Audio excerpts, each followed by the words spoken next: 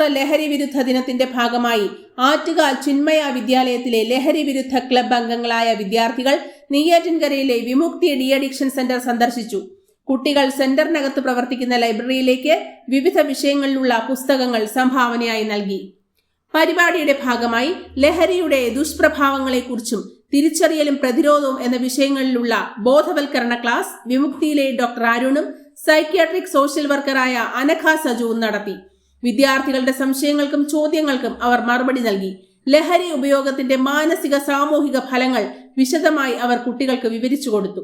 പരിപാടിയിൽ assistant excise inspector grade R Rajesh Kumar, club കോർഡിനേറ്റർമാരായ Shanthini teacher, Gopika teacher, വിമുക്തിയിലെ nurse Arathi, security staff Vikraman Nair എന്നിവർ പങ്കെടുത്തു.